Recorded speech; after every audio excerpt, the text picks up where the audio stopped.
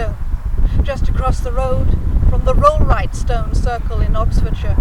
Some people say that this stone circle is older than Stonehenge itself. My name is Chloe of the Midnight Storytellers, and I'd like to tell you the legend of the Rollright Stones. Long ago, far away across the cold North Sea, there was a king. He'd conquered all the lands around his own. He'd taken all the treasure and enslaved all the people, but still it wasn't enough. He wanted more. And then one day, somebody told him about England, about the fine farmland, about the lazy people who probably wouldn't stand up to fight him. And the king decided he wanted England for his own. So he summoned his wise men in their beards and their gowns, and he said to them, "Tell me, what must I do to be sure of victory?" And the wise men, they looked into fire, and they looked into smoke, and they looked into sand and running water, and they told the king, "You have to go with your army to the heart and centre of England. You have to get to the village of Long Compton. And when Long Compton you shall see, King of England you will be." So the king summoned his army and his navy and sailed across the cold North Sea and landed on our east coast. And there they started plundering and burning and killing their way inland, heading for the village of Long Compton. Of course, it wasn't long before the villagers of Long Compton heard that that king and his invading army were heading straight for them. They were terrified. They held a meeting on the village green. And like many a meeting that you have probably attended, they talked and they talked and they talked, and nobody really had anything sensible to say. And the people who thought they had good ideas were talking over the people who really did have the good ideas, and they were getting nowhere. And they were really nervous because they'd heard that the army was getting really quite close, and some of them were looking over their shoulders, looking for smoke among the trees or glints of reflected light off a spear on the hillside. Finally, a young farmer spoke up, and he said, "You're being daft. There's no way that we can take on an experienced army and stop them. I mean, we're farmers, we're traders, we're craftsmen. If we try to stop them, they'll cut us to pieces. We need magical help. We need to ask help from the witch." They went to see her quietly. They asked for lotions, they asked for potions to make things stop and to make things start. So the villagers said to the farmer, "It's your idea. You go and ask her." So the farmer made his way up to the witch's cottage with his heart hammering inside his chest. He went up and knocked at the door, and after a moment it creaked open. And I suppose he was expecting some old crone, but it wasn't. Quite a young woman was standing there, a youngish woman in a gown of green and white, with long dark hair and eyes as deep green and quiet as pools of water in the forest. The farmer stammered a bit, and he said, If you please, wise lady, the villagers of Long Compton need your help. There's a king, and there's an army, and they're coming to kill us, and we need your help, please." She said, "Yes, I know, and I will help you if you will help me." Well, what you want me to do? "First of all, I want you to get a bucket of milk that you've milked yourself from your best cow. Do you think you can remember that?" "Well, yes." "And then I want you to go back to the village and ask them to bring out the best that they have of their food and drink in store. Load it all onto a cart, and you, young man, you will drive that up the hill to where the enemy is encamped, and you will offer them all the food and drink as a feast of welcome, from the villagers of Long Compton. Oh, I can't do that. They'll kill me soon as look at me. No, they won't.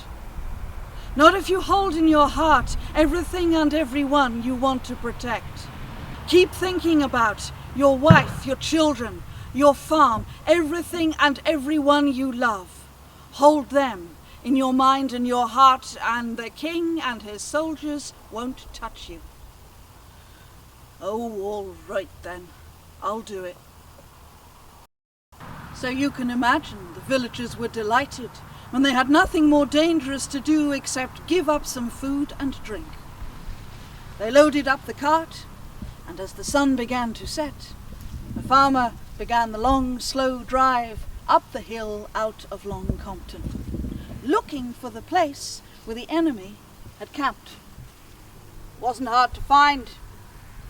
Just had to watch out for the burnt things and the dead things by the side of the road. And then he came around a corner, and there were two sentries who shoved pointy spears right under his chin, and he brought the cart to a halt. And he said, with a smile that he didn't feel, he said, "Good evening, lads. I brought you a feast of welcome from the villagers of Long Compton." The sentries were astonished. This was the first person they'd met in all England who hadn't run away screaming. So they waved him through. And the farmer drove the cart with all the food and drink on into the enemy camp. And there was the king's pavilion, with its banners fluttering. And who should come out but the king himself in all his shining armour? And again the farmer put on that smile, and he said, "Greetings, your majesty. Here is a feast of welcome sent by the villagers of Long Compton for you and all the lads before you go on your way." And the king smiled a cruel smile. He was well pleased. They were giving up without even the semblance of a fight. So he was proud and pleased to accept the feast, and all the men gathered around and began taking and drinking and stuffing their faces. And very quietly and carefully, the farmer turned his cart around and drove away out of the camp, and nobody even noticed him go. By now it was full night. The moon and the stars were out. So the farmer could quite easily see his way along the white chalky track as he drove back towards the village. And then suddenly at the side of the road there was something that looked like an old tree trunk, until it moved, and there was the witch, wrapped up in a big brown cloak with her long black hair loose over her shoulders. He brought the cart to a halt again, and she stepped forward, her face pale, smiling under the moon. She said, "Did you remember the other thing I asked to bring you?" "Oh yes," he said, "the bucket of milk. I've got it here under the seat," and he handed it over. "Well done," she said. "Now go back to the village and tell everyone to stay indoors until this is finished." So off he went, but he was so curious. I mean, he was a young man. He couldn't resist. He had to know what the witch was going to do. So he went along the track a little way, and then he turned aside and parked the cart in a field and crept back along the road behind the hedge to the place where he'd left her. And there, in the moonlight, in the middle of the track, the witch was standing, turning in a circle and pouring that bucket of milk out on the ground around her. And as she poured and turned, she was singing. And that song reached right through him, wrapped itself around him, made him tingle from head to foot. She sang and turned and poured. And those colours swirled and coalesced, coming together in the shapes of small people, in shimmering gowns of gold and silver and emerald green. The farmer knew he was looking at the fairy folk. In those days, people didn't even dare speak the name. Such power these little people had. It wasn't safe to speak of them. It was dangerous even to see them. So the farmer turned away. He turned away, he covered his eyes, and the moment he did that, magic reached him, sleep overtook him, he dropped to the ground. He woke in the dawn, with the larks singing in a blue sky, and he was cold and he was damp, and he got himself up to his feet and he picked the slug out of his ear, and he looked around and he was all on his own. And then from down the track there came a sound that nearly stopped his heart. Marching feet and jangling harness and men shouting. The king and his army were marching up the track towards Long Compton. The witch had done nothing. So the farmer seized the knife out of his own belt, and next moment he would have pushed through that hedge, he would have jumped into the road and tried to take them on, all on his own. But then came a swirl of white dust and old leaves, and there stood the witch in the middle of the road, with her long brown cloak and her long black hair swirling around her in the morning breeze. She stood there as the soldiers came around the corner, and the front few ranks saw her and crunched to a halt, and that meant the men behind them crushed into them. And after a moment of chaos, the king himself came elbowing his way through. He walked straight up to the witch, right up in front of her. He said, "Woman, out of my way. I will be king here. I have come to take England and make it my own." You know what? She didn't even blink. She said, "Your Majesty, you have come a very long way to meet your destiny. There is something you need to hear. If this land your own you would make, 7 long strides you must take. If King of England you would be, Long Compton you must see." And the king, looking over the witch's shoulder, saw that 7 of his strides would indeed take him to the brow of the hill, and he could look down into the valley, down to the village. So he pushed the witch out of the way, and he lifted his boot with the spur jangling, and he took the first stride, and he took the next, and he took more. But as he lifted his boot for that final stride, there was a rumbling.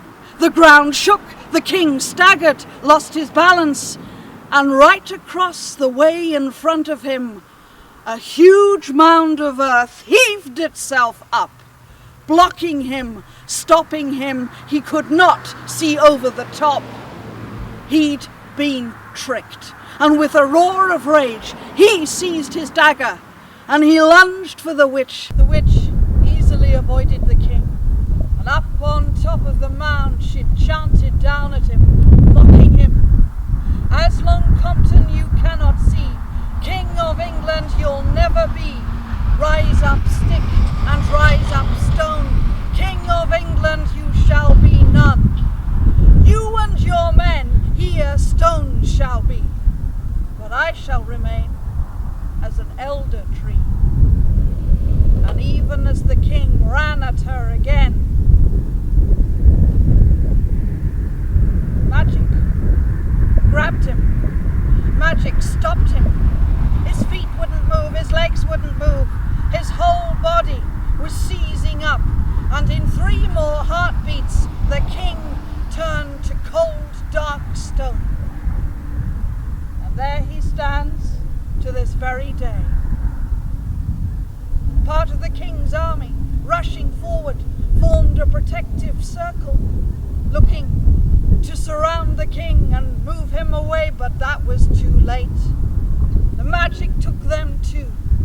Some of them screamed, some of them yelled, some of them tried to run, and the magic froze them in place. Some of them flung full length on the ground, or clinging to each other, or trying to draw their swords at the stand. And in 3 more heartbeats, all the soldiers were turned to lifeless stone. To this very day, there they stand, the circle of the roll-right stones.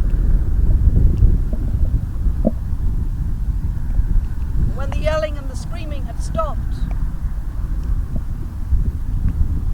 The witch looked straight across the road to the place behind the hedge where the farmer was hiding, and she smiled with her eyes so deep, green and quiet as pools of water in the forest. She said, "I'm glad you were there to see all this. Now you can go back to the village and tell everyone what happened. And you can tell them too that I will stay here to make sure that these do no more harm." She turned away with one last smile, and it seemed to the farmer that she walked away along the hillside looking for a particular place to stand. And when she got there, she reached up, she reached out. Her arms lengthened, her fingers twisted and gnarled, and all the green and brown and white of her cloak, her hair, her gown, all of that became bark and branches and twigs and leaves and thousand upon thousand of white flowers, tiny white flowers all over an elder tree in full blossom. It's easy to find the Rollright Stone Circle. You can visit it any day. And here is the Kingstone, and there is the circle. But the elder tree is harder to find. It's somewhere along this hillside. If you do see her, you might want to give her your greeting, and you might want to give her your thanks, for she will be here to the end of time, guarding the heart of our